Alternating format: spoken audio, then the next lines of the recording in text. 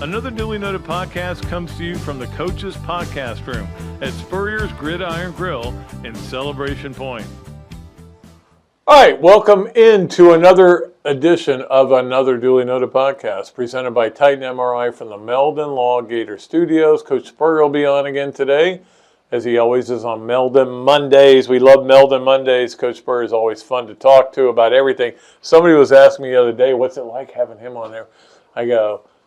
I go in, I don't know I don't even write anything down to ask him. I just know it's going to come to me, and that's the kind of relationship we have, and it's fun to do. And of course, he is presented by Meldon Law as well. So Coach Spurrier today on Thursday will be doing it from the house, from the Dooley Dome, and John Clay will join us. Lexington Paper does a great job. One of my favorite people in the world. And we'll talk to him about the Kentucky football team. Not going to talk a lot about Kentucky today. We will a little bit with Coach Spurrier, and then next Monday Coach Spurrier will be back to talk about Kentucky. I did want to mention where I was Friday. Friday I went to the wake of Dr. John Rosenrod.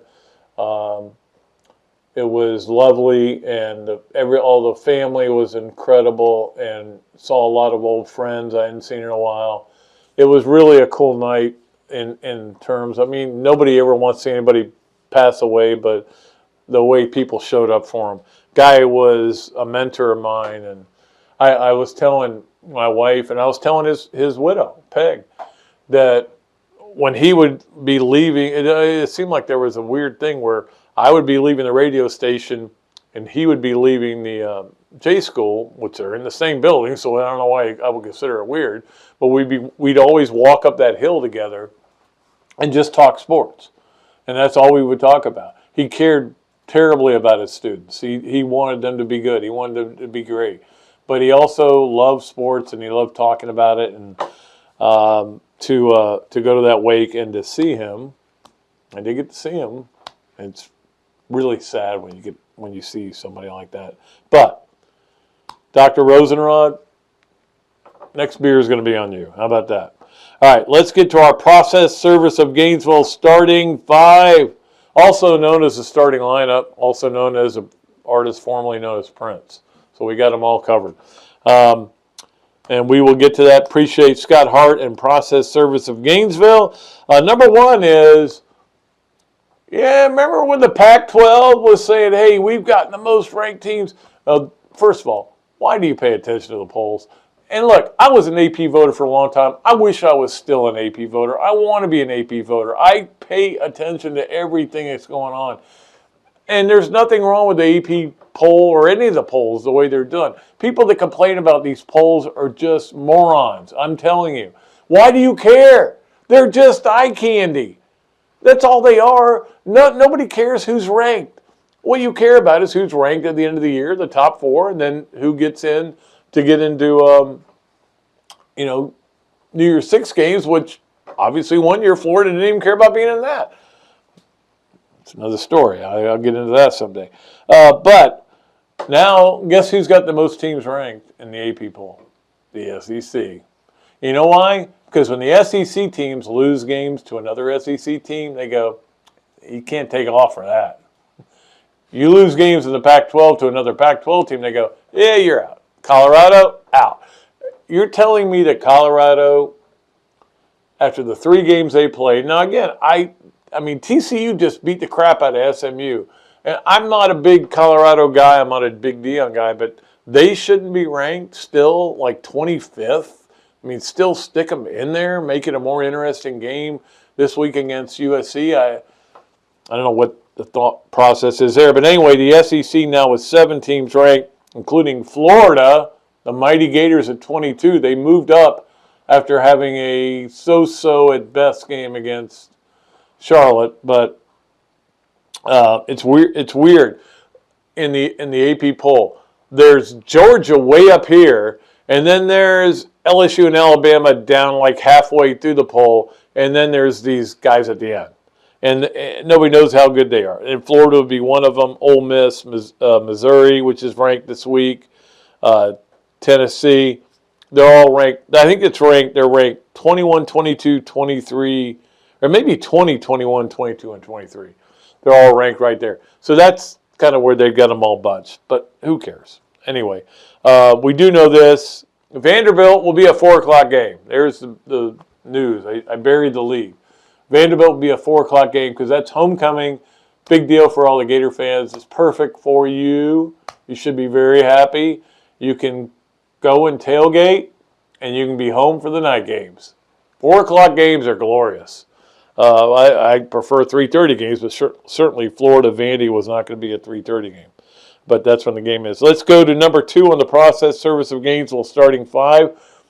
And it is about Saturday night. Okay, it wasn't the kind of performance you want to write home about. It wasn't the kind of game where you say, oh, this is how good we are. It was basically a team that apparently practiced badly all week and lived off their Tennessee victory celebration.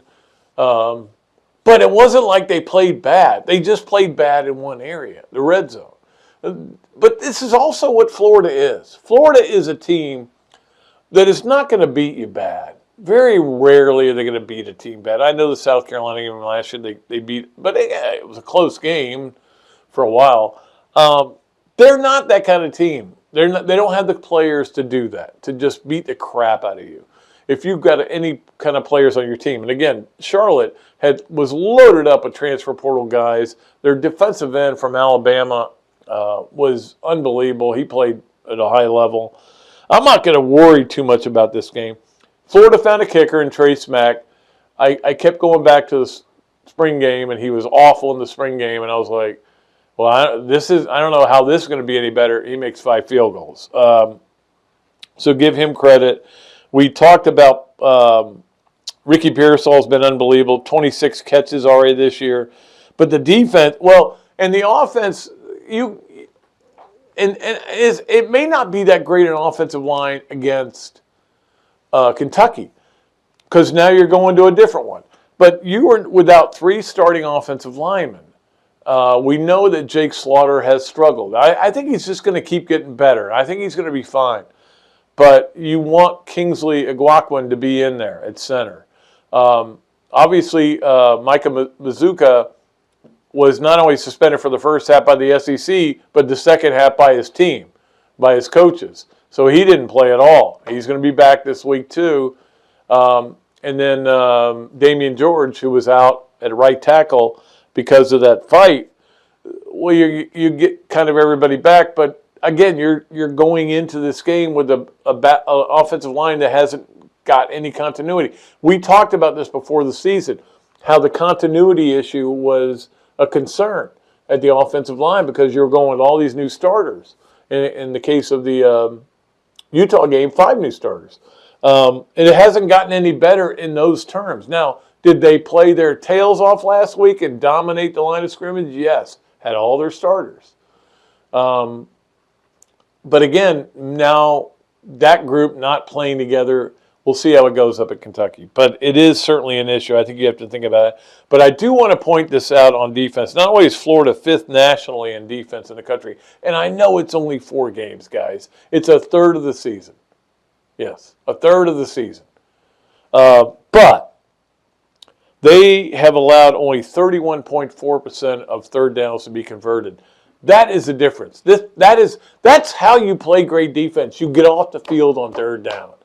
It's not that you have a lot of interceptions or fumble recoveries. I mean, that's great when you can do that and it helps your team. And you want a plus on the turnover differential. But the way you play great defense is get off the field on third down, give your team back the ball, tire out their defense because your offense is on the field all the time because they can't get first downs.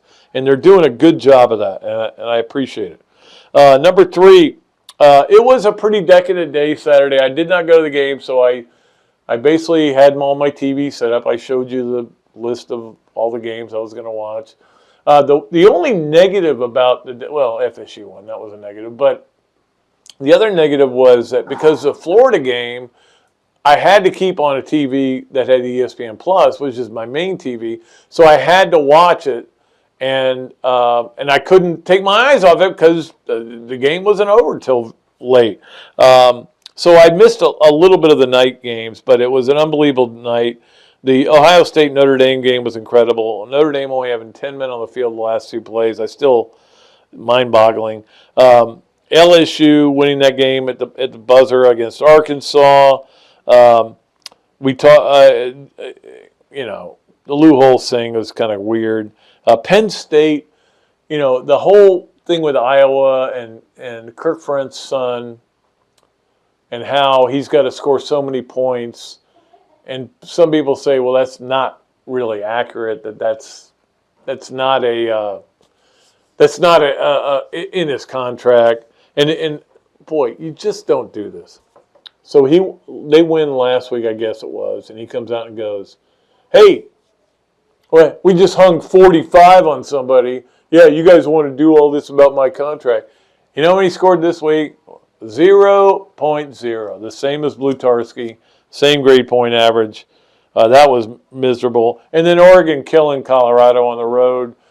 I'll give the Vegas guys credit. I thought the spread was way too high.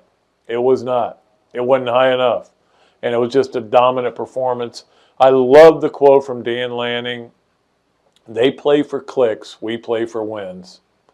And that's what the message he sent. And, hey, now they got to play USC, and we'll see where it goes. Obviously, the hype is going to fall off of that to get beat that badly of Colorado. But who knows where it's going to be at the end of the year. I always told people, I go, look, the fact that if he gets to 7 wins, he could still be the national coach of the year. That's how bankrupt of talent the program he inherited is, and he's made it into something special. As I said last week, he's a new Tebow. Let's get to number 4, which is on the process service of Gainesville starting 5, this is the most glorious time of the year. And some people argue opening day, Final Four, that way Masters all around that. And that's a good time. I'm not blaming anybody who says that. But I will say this. Right now, you've got the NFL that is deep enough in that you kind of have a feel for things and you're excited about things. You got college football that's deep enough in that there are big games and you're losing your mind. You've got the Ryder Cup coming up Friday. Time's not good, but the Ryder Cup's coming up Friday. And you have the baseball playoffs, which start Tuesday of next week. So you also, this weekend, you have all these unbelievable games that are coming up that'll decide who gets in the wild card. There's so many wild card races that are crazy. It is the best time. I love it, and the Braves got to 100 wins, so I'm happy. And that's really all that matters. Finally, number 5, let's get to this. Game Day is going to be at Duke for the first time ever. Not a surprise, but they're going there for a lot of reasons. One of them is they've never been there. And I think it's great that they're doing that. The Game Day is willing to do that. Just recently, they went to Kansas, Wake Forest. There's only 6 teams. I'm going to ask Coach Spurrier if he knows the 6 schools in the Power 5 that Game Day's never been to. They've been here a lot.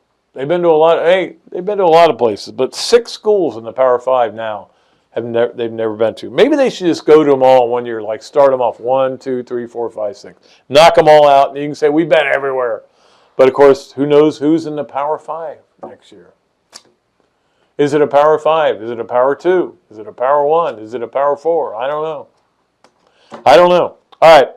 We'll take a break, and we will come back with Coach Spurrier. We'll talk to him about, of course, he's brought to you by Meldon Law. We'll talk to him about a lot of things, and we'll have the Campus USA Play of the Weekend. You can take a guess on it. I'm guessing you will. But we appreciate Process Service of Gainesville for giving us the starting 5. We'll take a break, come back with Coach Spurrier. When we return on another Dooley Noted podcast presented by Titan MRI from the Meldon Law Gator Studios. Process Service of Gainesville offers a rapid turnaround on affidavits of service for Gator lawyers locally and nationwide. Our friend Scott Hart offers immediate responses on status requests and is a member of NAPS and FAPS. And he has been a part of the community for almost 2 decades. Need service? Call Process Service of Gainesville at 407-697-9592 or email shartgators, that's G8TR, at yahoo.com. And make sure you ask about the Paralegal Legal Secretary Bonus Program. Hello there, everybody. I'm Pat Dooley, of course, from another Dooley Noted podcast. And this is a great Adam Brewer, and he's just opened up a place here, Adam Brewer To Go. What would give you the idea to do this, to have a to-go place like this? We really like the fast concept, being able to get the barbecue. Now we have this new online ordering. So before it was a call ahead carry out, quick service. We have like a curbside kind of a deal where everything's ready to go for you. And then we thought, wow, we have a really great dine-in concept, but how can we make this streamlined for the customer and make it easy and accessible for all parts of town? Adam's Rib Co. To Go. Come on down and enjoy it. Gator fans, football season is here. What's better than seeing the Gators back on the field? Easy. Seeing amazing speakers and fellow Gator fans weekly at the Gainesville Quarterback Club. Held every Tuesday night of a home game at the Best Western Gateway Grand. Enjoy happy hour, great food, valuable insights from yours truly and Andy Staples, plus notable speakers throughout the season. As the oldest Gator booster club in the world, Gainesville Quarterback Club gives you access to elite speakers like coaches, NCAA football insiders, Gator greats, and more. Share your passion for Gator football with hundreds of other members at weekly in-season meetings, home tailgates, and special events throughout the year. Join the Gainesville Quarterback Club today. Email the club at membership@quarterbackclub.org or visit thequarterbackclub.org. Or better yet, just give me a call and I'll get you to the right people. Okay, welcome back to another Duly Noted podcast presented by Titan MRI from the Meldon Law Gator Studios.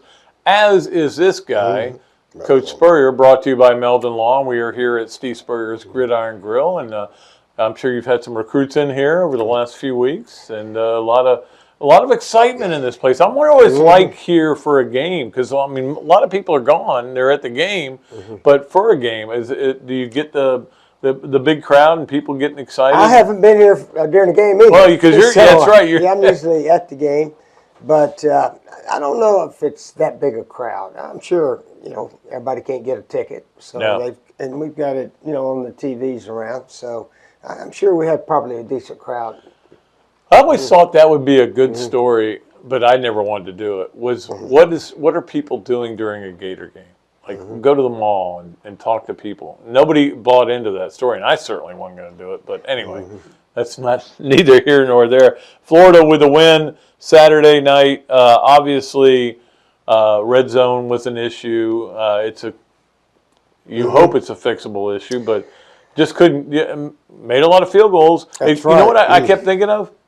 The 91 Sugar Bowl, where you kept kicking all those field goals. That was bad coaching on my part. I've had about 4 of those games where you kick a whole bunch of field goals and you end up getting beat. Yeah. Hopefully, Charlotte couldn't score more than 7.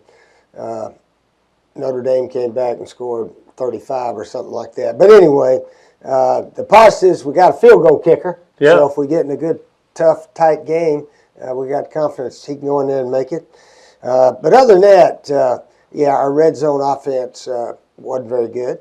And we moved the ball better against Tennessee than we did Charlotte, as it turned out. But again, we're 3-1, and the SEC games are now coming, and we should be improved to be whatever we're going to be this year. It is weird to watch a game like that, but you've been through this before, where you have a kind of a trap game where you've played that game, a huge game, and everybody's lost their minds and everything. Then you got to play somebody that's not so good, and sometimes you struggle with it. Although, Billy talked about it all week, and apparently they didn't have good practices and everything. So it's flushed, and now you got to go on and have really good practices this week. Yeah, that's true.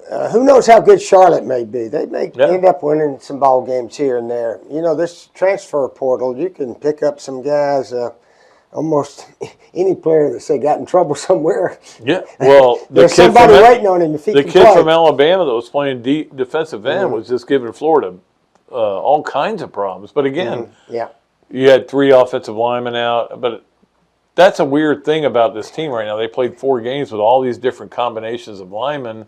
And I guess Iguaquin, they think will be back this week. Yeah. We'll see if I guess Muskua is going to be allowed to come back this week.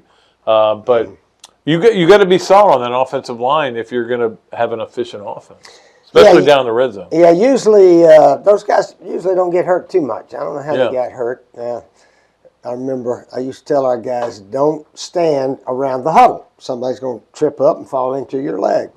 And sure enough, we were playing Citadel, and Corey Yarborough was standing around, and one of the guys fell, stretched his knee ligaments. He didn't have to have surgery, but he was out for about 2 weeks with a sprained knee. We had our reunion a while back, and he came up and said, Coach, I did what you said not to do. I was standing around the pile after the play was over. You know, a lot of times you stand flat-footed. Yeah, you don't know somebody's going to bumble around into you. But anyway, yeah, Corey was a real good player for us there in the 90s.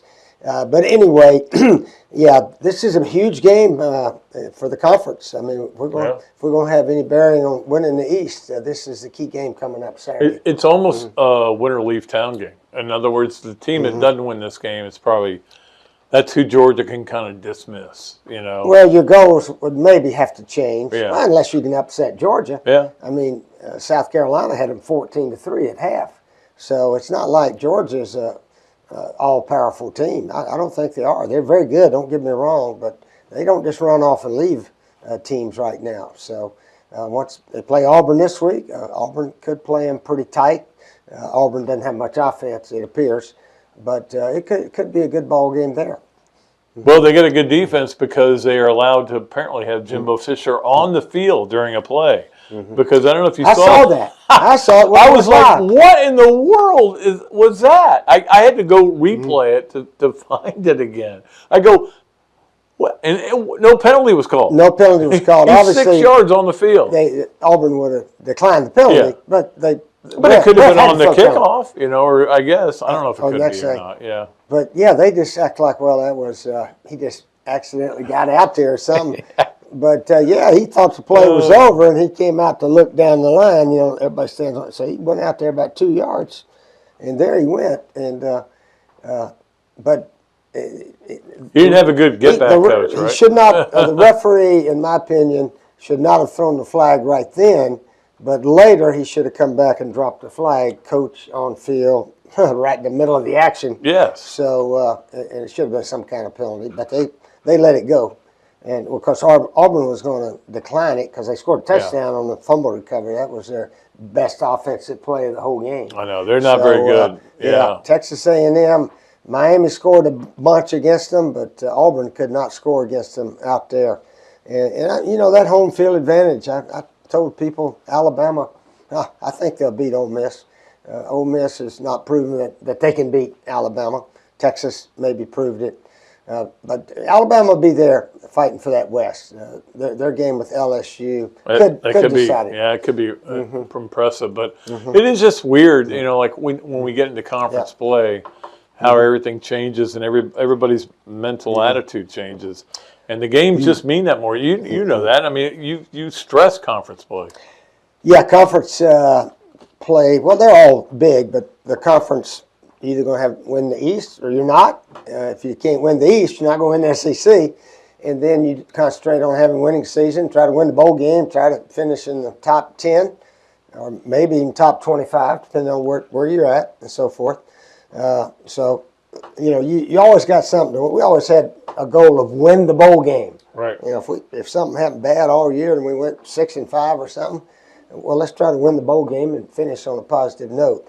But now they don't even, half of them don't give a dang about the bowl game. No, half the players want to quit and save themselves from injury, which is, I guess, you can't get on them about it. But I said, if that's the right thing to do, then those Alabama players would have opted Yeah. out. I mean, he's they been don't able opt to do out. that. Yeah, they don't opt out. They want to finish their career with their teammates. And I wish He's that been was- able to convince those guys to increase your value in a bowl game Yeah, instead of that's right. worried about getting hurt. And be a good teammate. That's, Yeah, be a good the teammate. pros I like agree that. with you. Here's something that's very interesting. The basketball Blue Bloods, Duke, North Carolina, Kentucky, and Kansas are all 4-0 in football, Amazing. not It's basketball. I thought that was pretty interesting. Game day, you know where game day's going this They're week? going to your town, They're going to Durham, North Carolina. that football capital of Durham. Yeah, Duke is going to host game day. Corso and Herb Street and all the boys are going to be there. Obviously, first time ever, but Duke has earned it. They have earned. They're 4-0, and Notre Dame's coming in there, and I'm going to take Duke to beat Notre Dame there. Well, Mike Elko is a really good coach, and he is going to be able to name his price to go to the next place he goes. Hopefully he won't. I'd like to see him stay at Duke. And again, a lot will depend on how they finish, and this is a big game for them. I mentioned this in the first part of the show, but can you name the 6 Power 5 schools that have never had game day? Now, Duke is off the list. It's the first time it's ever been there. Last year, Kansas and Wake Forest were both, or in the last 2 years, Kansas and Wake Forest were both there. I don't know if you can. I looked them up, so I know who they are. There's only 6. Is that 6 right? left in the Power 5. Now, is there a Power 5? I don't know. It's like a Power 2 now. So, Yeah. but most of them from the Big Ten. Rutgers. Rutgers is one. Maryland. They've never been there. They've never been to Illinois. They've never been to Cal. Indiana, probably. Indiana, they went to one time. I remember that. And then Virginia and Syracuse. Virginia, which is a little bit surprising because they had some really good teams there for a while. But again, it all depends on, sometimes it depends on who you're playing when somebody else is playing a big game, whether they're going to go there or not. Yeah, that's true, too. But you're excited about the Dukies. Oh, my Dukies, they do. They have a good team. I mean, they haven't had fluke wins. They've solid on defense, run the ball, throw the ball well, kicking game. They're just a solid, good team. That's all you can say. And if they can beat Notre Dame, they will certainly hit the top 10 in the country and maybe a chance to win the second ACC championship in the last 60 years. Right. If they win their division, they can go to the ACC championship game. Did you watch any of the? Because you were at the game, so did you watch any of the Ohio State Notre Dame? Oh yeah. Got a chance to watch a little of the replays, obviously, and I think I caught the very end of it. That was sad. They only had 10 guys on the field. Did you know it at the time? Because they didn't talk about it. I didn't either. I found out about it later. They had apparently 2 straight plays. They only had 10 guys on the field. Yeah. And their coach said he knew he had 10. Yeah. And didn't do anything about it. We're good. I believe I pleaded ignorance, saying if I knew I had 10, I would have got another one in that line of scrimmage. But, that was, and then, of course, Ryan Day, he was a little upset at the way It's your guy. You love Lou Holtz. I know that. Yeah. Well, I like it. We're good friends. I mean, we're friends, certainly. Yeah. He didn't say anything terrible. I mean, No, he said what he thought, which is what you're supposed to do. Ohio State's lost some close games. They've been out muscled or whatever. And they have been. Yeah. So, he didn't necessarily clobber Notre Dame. He was very exactly. fortunate. If that ball gets stopped this short, he loses the game. But I do understand coaches that use something like that as a motivating tool. Even though he's not mad at Lou Holtz, he just I uses think it as a motivating tool. I'd be Danny Warfel, and if we'd won a game like that where we scored on the 1 yard line with 2 seconds left, we'd be saying a lot of thank you, Lords, instead of we're tough, we're mean, we'd be saying a lot of thank yous, that's for sure. Because either team could have won that game. No, it could have. And it was kind of weird because I'm watching the Florida game and that game, and there were a lot of games I didn't get a chance to really pay a lot of attention to, including the LSU game and just all the games that were on at night. There were so many good games on at night. But we also saw Florida volleyball win this weekend. Yeah, I know another 5-setter. 5 sets. I watched and the end of that one. I think that shows you how much not having Alyssa Stuckey means that they have had 2 straight 5-setters to start SEC play. Yeah, well, they had one at FSU, and they had one, the number 1 team, Wisconsin. So they've had 4 straight. They've had 4 5-setters in a row. Yeah. And won 3 of them, so I guess that's pretty good. 3 out of 4. Yep, absolutely. All right, so I do want to get to our Campus USA play of the weekend, and it was a pretty obvious one. And our producer, Zach Rothrock, has given it a name. He's calling it the Pearsall Pluck. And he did pluck it out of the air. So let's get to that right here.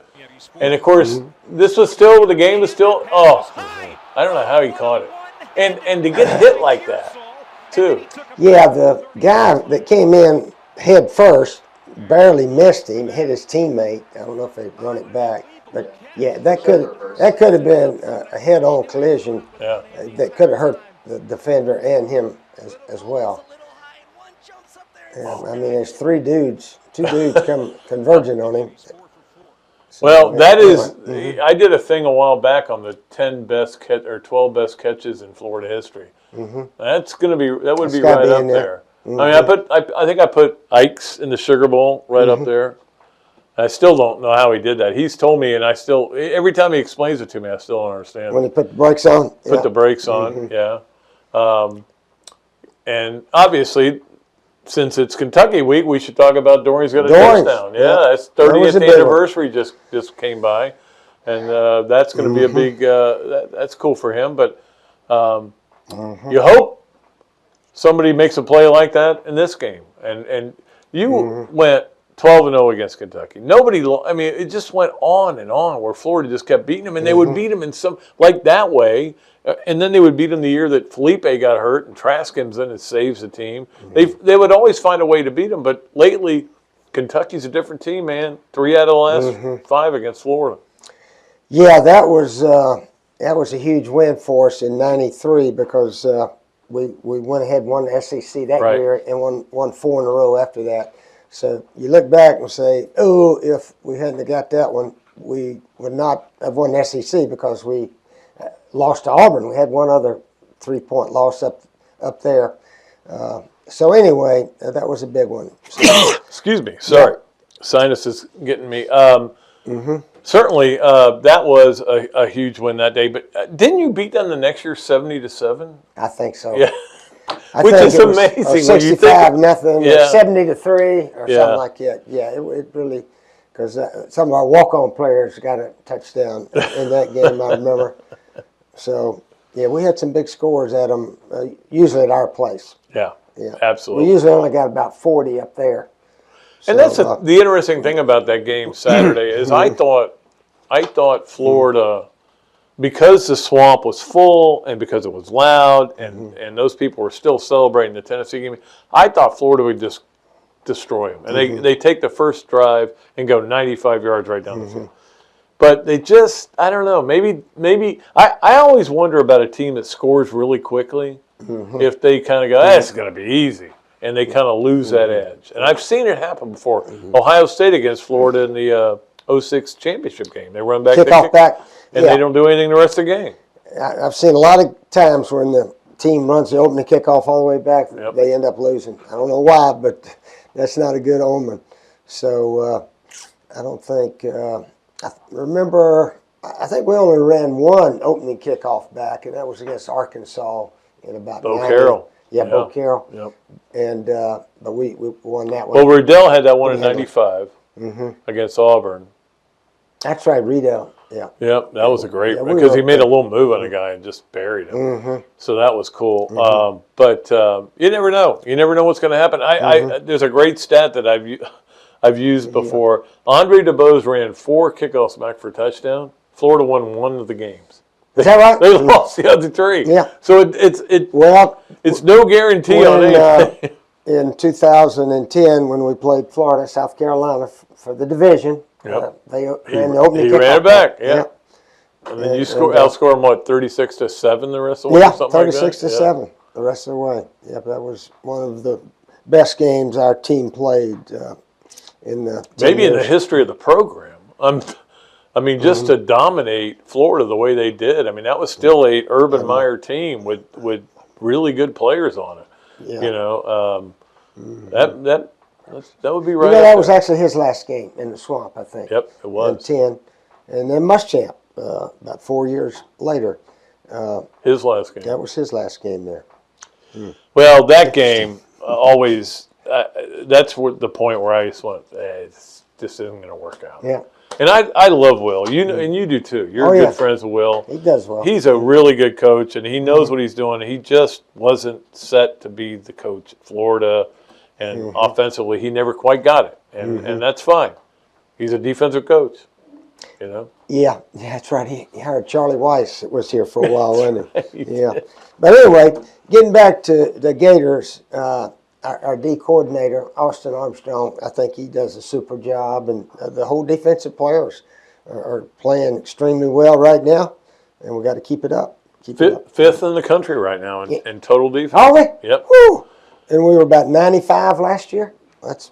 I think that's 95, and then they had some bad games. That's how bad it was last year. I mean, like I've said this a million times, historically the worst defense in Florida history in terms of first downs, points, yardage, all those things. And so that's the kind of job he's done with the same group of guys. I mean, you know, so not a lot different. give him a lot of credit. All right, Coach, anything else you want to get to? Oh, that's about it right now. I think it's going to be a big one up in Kentucky. So looking forward to Did watching you like that going one. up there to I mean, because I remember this very distinctly. I wrote a column about how Jeremy had gotten the game moved to earlier in the year, and you didn't know that, and you came up to me and you said, "I didn't know that. That's cool that we got the move." It used to be that November game. The grass is brown. It's just cold. Well, it's miserable. In '90, we needed to go up there and beat them Yep, you did. to win the SEC. We called it a beautiful day. I bet it wasn't 55. Maybe even 60, I don't know. It's probably 50, 55, because we wore a jacket. But the players, they didn't wear anything extra, because it was a beautiful day. And that was at 47 to 17, something like that. Right. Yeah, we really played well. Shane did. Godfrey Miles got a pick six, I think. Defense played very well. So we were able to take a picture in front of the scoreboard there at Commonwealth Stadium. That's right. I think it was Commonwealth back then. Yeah, it was. Yeah. Yeah. So anyway, that was a good Kroger memory. Field. That was the first of our 7 SEC championship pictures at Kentucky. Yep. And then I think in '92 you played them opened with them. Yeah, we The did. opening game of the season. So he got it changed. Jeremy got it switched to the opener, and we beat them here, but then we lost at Tennessee and at Mississippi State, and then came back and won the rest of them and won the division. Yep. But anyway, 90 was that was a big win. People, y'all don't even get credit for that one. That's okay. They don't have to recognize it. We won the SEC. Yeah. I don't go around telling everybody we are the champs of the SEC. If they want to say somebody else is the champs, that's fine. But we had the best record, and so that team started our tradition of winning those things. No doubt about it. The 1990 team always will be remembered by you and always by me. I can tell you that. All right, Coach, we'll let you go. We will come back. Robbie Andrew is going to join us for Yes, Nowhere. Maybe you are watching or listening to another Dooley Noted podcast presented by Titan MRI from the Meldon Law Gator Studios and Meldon Mondays with Coach Spurrier. We love them. All right. Attention all Gator fans, Meldon Law is giving away a chance to experience the Florida-Georgia game like never before. 2-night stay at the Hilton on the River, dinner at Ruth Chris Steakhouse, 2 premium tickets to the game, and a football signed by Coach Billy Napier, and much more. Go to the Meldon Law Facebook page and look for the VIP experience for 2. Good luck and go Gators! Great food, great atmosphere, a diverse menu, everything made from scratch, plenty of space, and locally owned. These are all the characteristics of a great restaurant, and you can find each and every one of them right here in Gainesville at Ballyhoo Grill. Ballyhoo Grill prepares all of their food fresh every day, from their salad dressing to their award-winning soups. Bring your family and enjoy dinner under the Tim Tebow Tiki Hut while listening to live music. Or if you're running low on time to eat out, they also deliver through Uber Eats, Bite Squad, and Postmates. A Gainesville staple that's been open for over 30 years. Check out Ballyhoo Grill on Facebook or at ballyhoogrill.com. Things have certainly got a little out of hand lately when it comes to just buying our everyday necessities. Just look at gas, streaming services, and heck, even chicken wings. Well, there is one necessity that shouldn't cost a ton: taking care of yourself and helping fix all the aches and pains in life, and the fine folks at Titan MRI agree. With costs a fraction of what you'd pay at a hospital, you'll not only save money, you'll be taken care of by staff with over 20 years experience. So when you need an MRI, call Titan first, and you can go where your doctors send their families. Now offering CAT scans. This week, the Gainesville Quarterback Club welcomes back Coach Urban Meyer. Really looking forward to hearing what Coach has to say after the debut of his Swamp Kings. Next week, we welcome University of Florida President Ben Sass. Excited to hear from President Sass now that we're voted #1 public university. Okay, welcome back to another Duly Noted podcast presented by Titan MRI from the Meldon Law Gator Studios. It's always a pleasure to bring in our great friend Robbie Andrew, brought to you on not only the Big Mills Cheesesteaks Zoom line, but he's also brought to you by Hesser and Kipke. They bring him every Monday, most Mondays. We have him on a lot of Mondays. And also, don't forget, if you go into Big Mills Cheesesteak and ask for, and say, I listened to Robbie Andrew on another Duly Noted podcast, free fries with your order. So we'll play Yes, No Way, or Maybe with him. Robbie, you were at the game on Saturday night, and I have photographic evidence of that because my wife was sitting next to you. Yeah, she sat right next to us, so we had a good time. She said you did, and you said that she had a lot of fun before the game at your tailgate over there. Yeah, it was really nice that she came over and joined us. So too bad you couldn't come. I could have come. I chose not to. I wanted to watch all the games. Yeah. Is the rumor true, though? What? About you? What? That Taylor Swift is going to be on your podcast today and then take you out to dinner? No, if she wants to come on, I'd be happy to do it. But I will say this. I cannot wait for the Travis Kelce diss when she dumps him or he dumps her. Oh, yeah. That song is going to be epic. Yeah. Whatever. Hey, look. There's got to be something wrong with her if she goes through that many guys, right? That's the way I look at it. Oh, all the Swifties are going, oh, no, how dare you say that? I don't know. But how many of these have she actually dated? I mean, nobody knows. According to Twitter, she's got a new celebrity boyfriend every week. Yeah, and I just hope it doesn't. That's why I was thinking you're next in line. Well, it could be. I know she's made inquiries. But I will say this. Travis Kelce is on my fantasy team, so she better not screw him up. Don't screw him up. Jill just said she bets that he's on your fantasy team.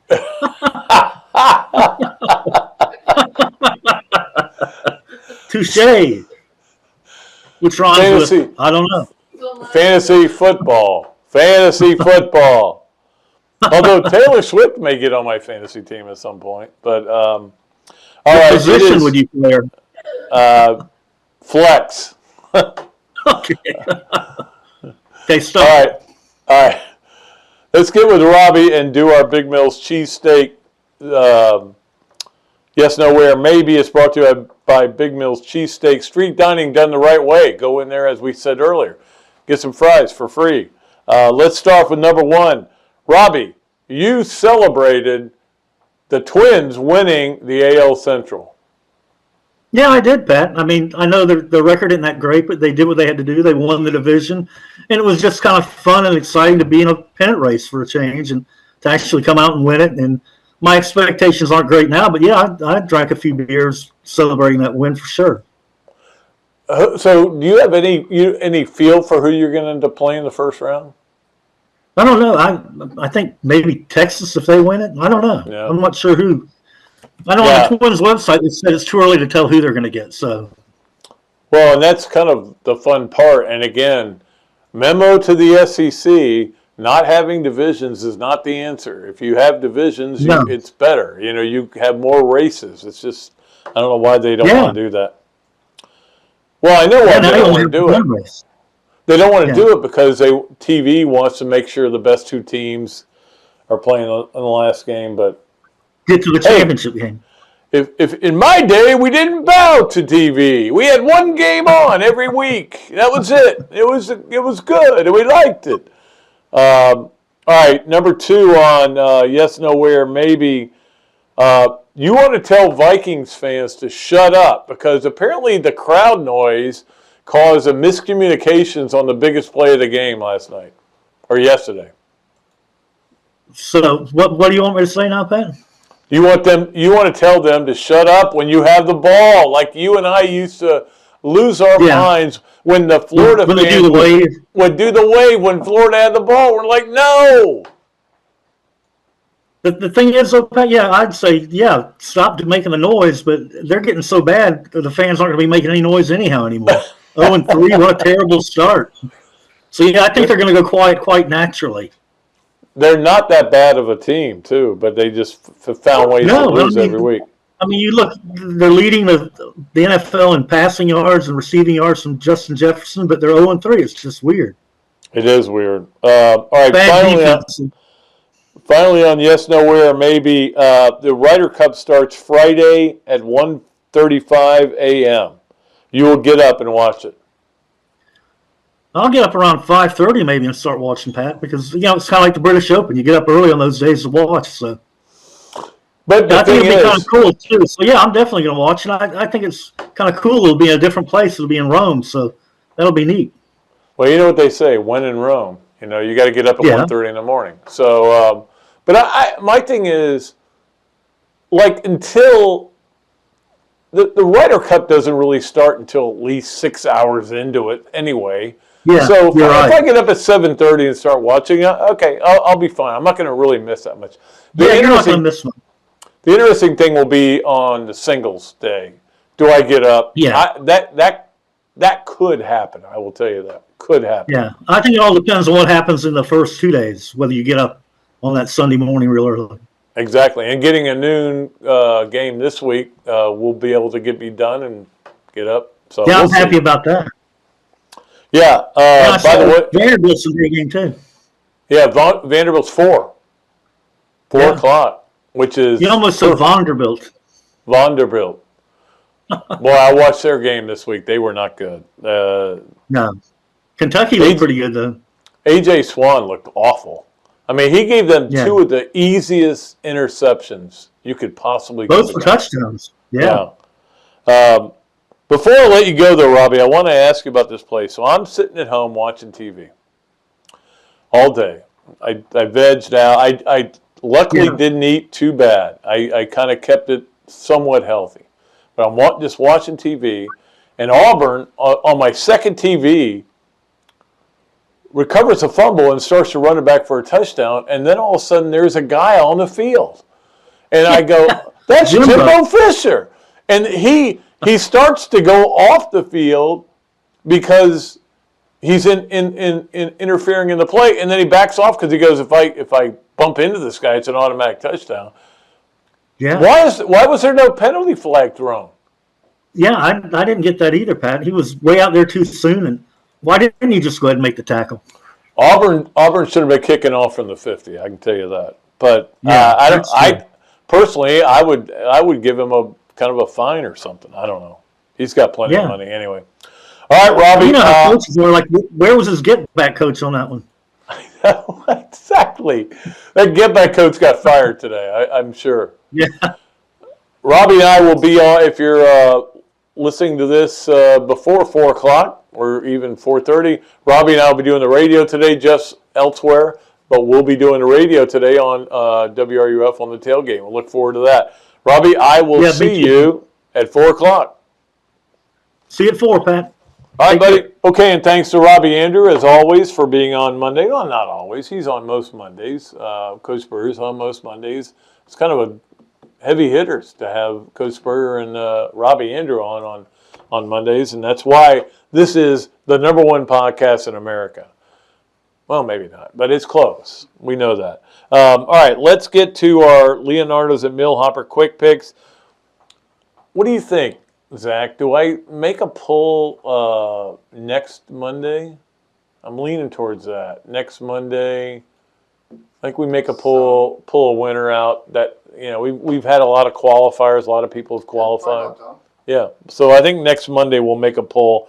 But you got a game. I'm giving you the Thursday game for this week, which is Detroit at Green Bay, 8:15 on Prime Network. I did watch the entire Thursday game last week on Prime, which is stunning to me because I couldn't change the channel.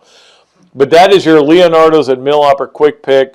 Appreciate Kyle over there getting ready to play golf with him in a few weeks in the Stop Children's Cancer Tournament. I'm displaying the colors here. So Thursday, Detroit at Green Bay. Just pick one. I have no idea who's going to win the game. I'd probably pick Detroit, but Green Bay with a big win last week, so that was great. All right, that is our Leonardo's and Millhopper quick pick. Let's get to our Hesser and Kipke 3 things. As always, it's brought to you by Hesser and Kipke, a Gainesville law firm specializing in the areas of workers' compensation and family law. Ken and Jennifer take great pride in their one-to-one focus on each and every client they represent.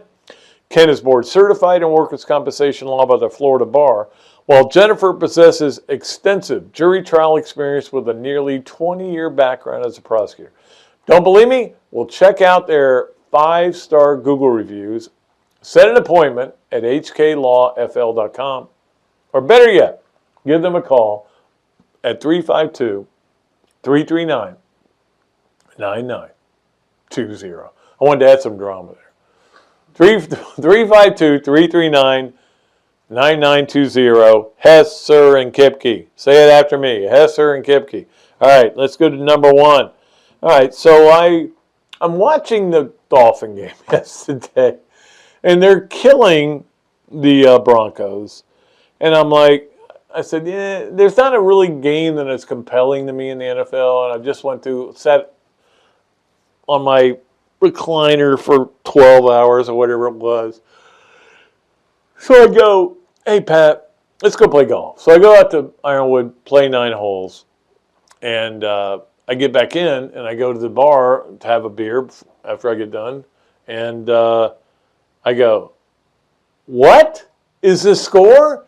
And just then, the kid from A&M, is it Devon A-Chain, whatever his name is, okay, breaks up like a 70-yard run. I go, they're going to get 70 points in an NFL game. This doesn't happen. It happened. 70-20. Well done, Broncos. Why don't you just go ahead and apply for the first pick in the draft? That was pretty bad. And meanwhile, the Jags lose to the Texans, and I watched a little bit of that game, but the Texans just dominated them. And what was the other game? Oh, the Cowboys lose to the Cardinals. This is why I love the NFL, because anybody can win any game. 32 teams, never know who's going to win. In the end, they'll be the best teams rise to the top, no doubt about it. But that was crazy yesterday. And I enjoyed watching it, to be honest with you. I did not watch the late game, though. I just didn't. I couldn't get up for that. It's hard to watch Steelers play offense. Yeah, it is. There was a lot of bad offense out there. #2 on Yes, Nowhere, maybe. Florida volleyball with a win. We talked about with Coach Spurrier. They won in 5 sets against Georgia at home. Clearly, this team is not the same without Alyssa Stuckey, sorry. But they're 10-1. I mean, they have the same record as the United States in all the wars. 10.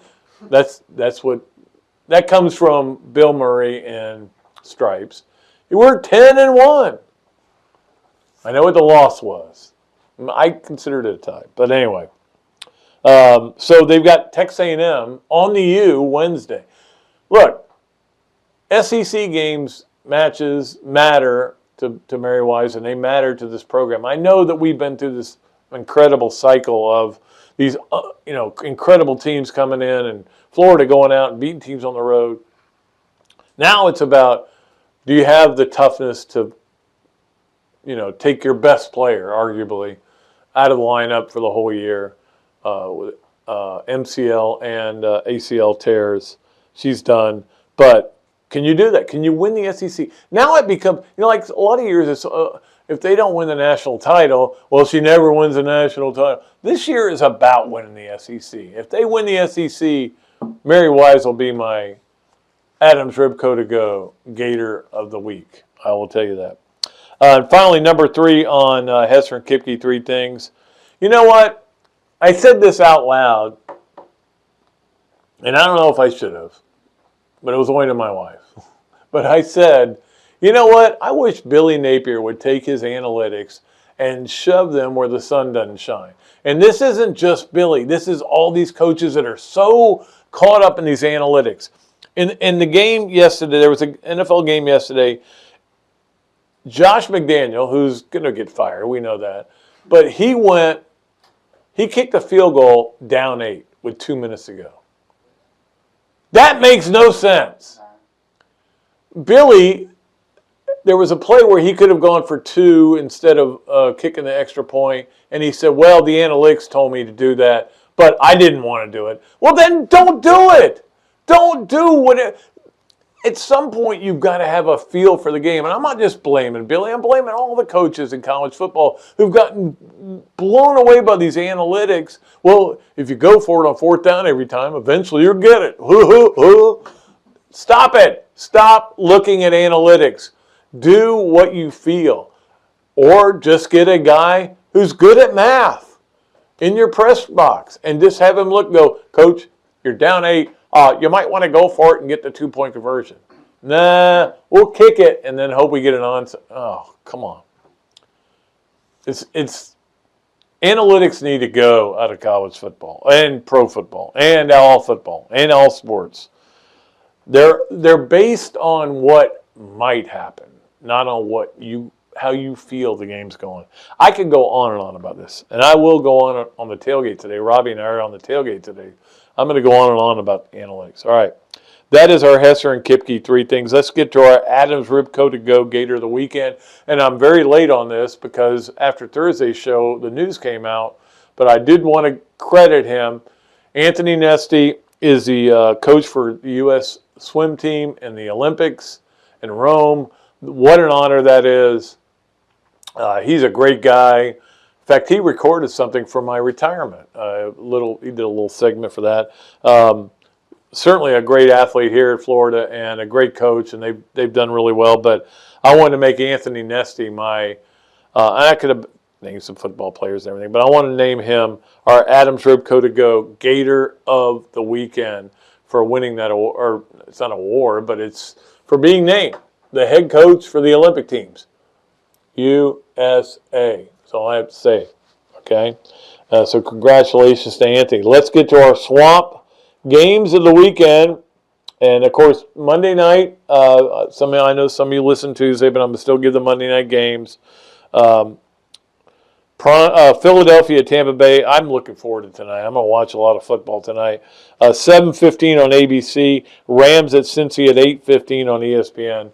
I got to look at the schedule and find out. I wish they would do this every Monday night, and they're certainly doing it early in the season. I wish they do it every Monday night, having 2 games on. There's no guarantee one game is going to be good. Maybe they have kind of come around to my way of thinking.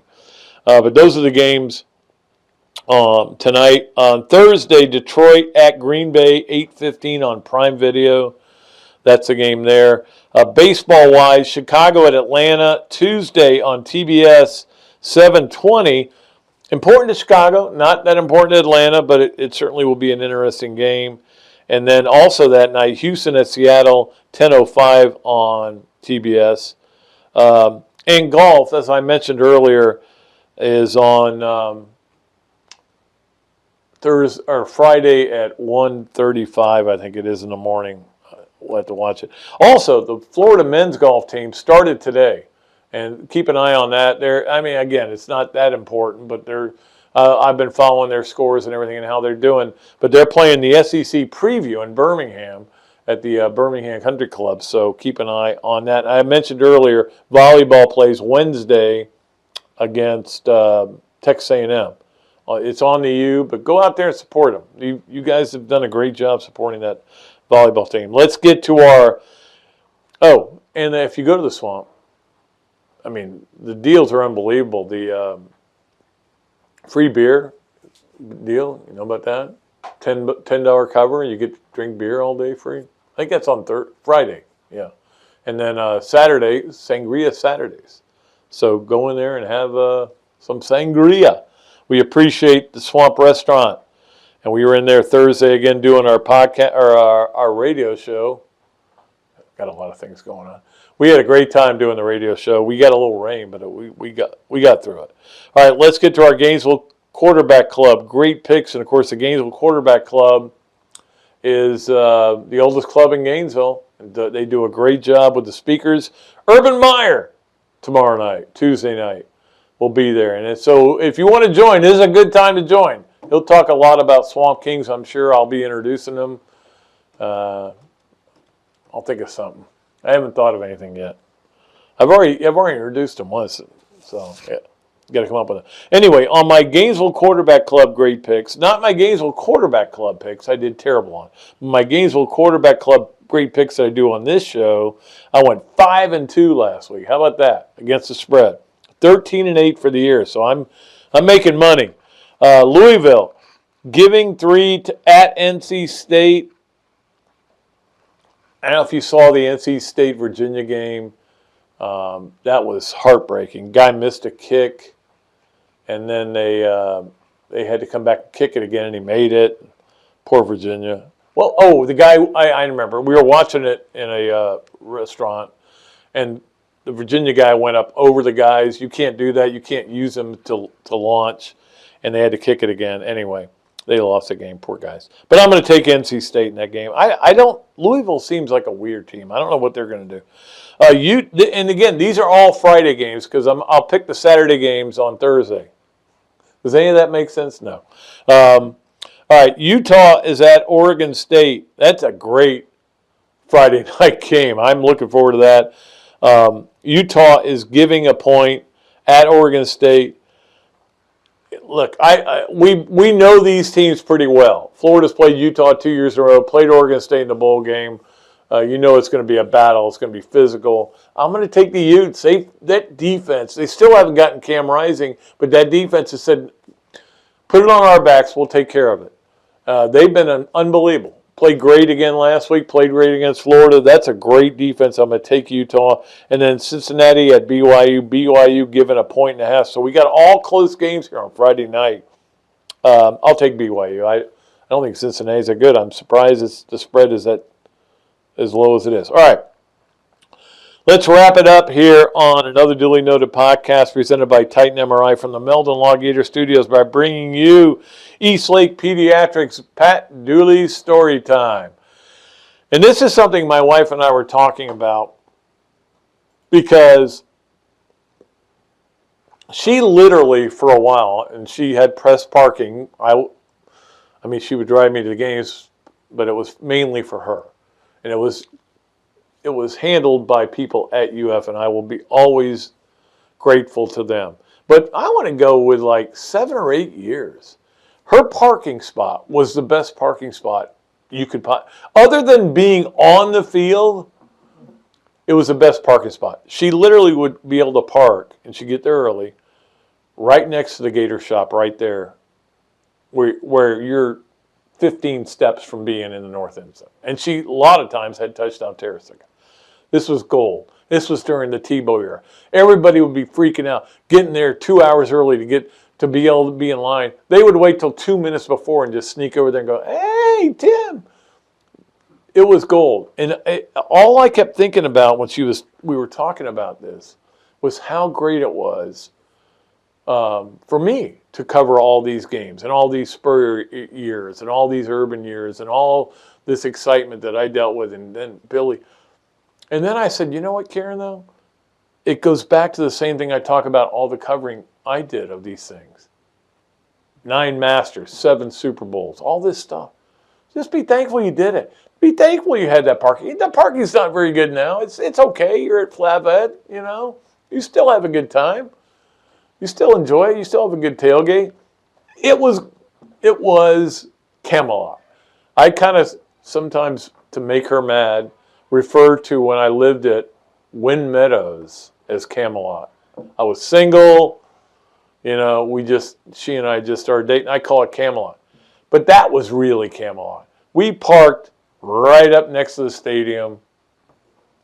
All the people that would go to the game that would come from that way would have to stop by and have a drink or have a hot dog or have a hamburger. It was glorious. Yeah, I wish it was like that. I wish I was still at a paper that had a spotlight group. I wish I was still covering Steve Spurrier for college football games. Just be great, but I've learned, just be grateful for what we had and be grateful for what you had. And you still got something good. Still get to go to the Gator games. Still get parking. It's great. Anyway, that's my story, and I'm sticking to it. That's Pat Dooley Storytime, brought to you by Eastlake Pediatrics. Okay, let's get out of here, and we'll be back Thursday. Again, I'll be at the Dooley Dome. John Clay will join us. That'll be great to talk. He'll give you the real insight as to what to expect from Kentucky. Very good football team. Haven't played anybody. We'll talk about that a lot. We'll give you kind of a rundown of Kentucky's team when we come back on Thursday. Until then, for Zach Rothrock, who coined the Pearsall Pluck, we'll see if that gets any weight. Oh, we'll see. Yeah, as we go forward. Does a great job producing the show. We'll be back Thursday. Until then, I am Pat Dooley. I am deep. I'm way back, and I am out of here.